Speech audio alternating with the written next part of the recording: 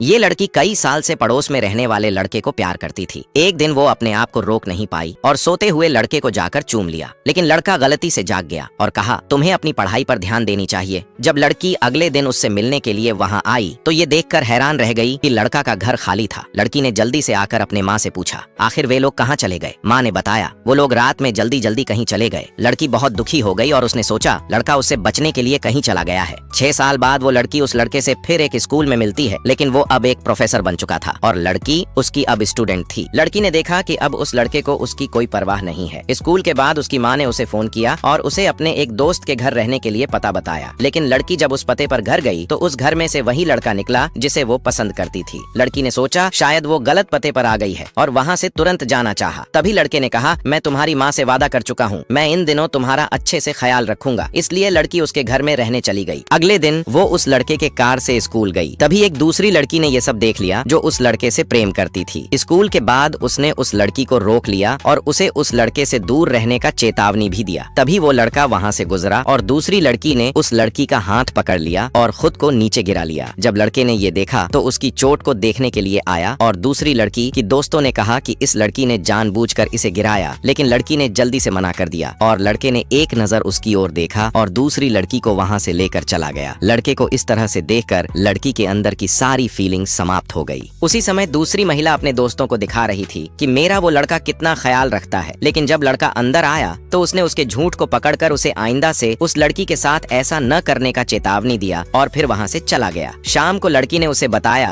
कि अब वो यहाँ से बाहर जाने का फैसला किया है, लेकिन लड़के ने उसे कहा वो उसके लिए कुछ लाया है। जब लड़की ने मेज पर चावल के केक को देखा तब उसे याद आया जब उसकी माँ उसे बाहर खड़े रहने की सजा दी थी। उस समय उस लड़के ने उसे चावल के केक को दिया था। तभी लड़की को तुरंत एहसास हुआ कि लड़के ने उसे नहीं भुलाया है और खुशी खुशी चावल के केक को खाने लगती है।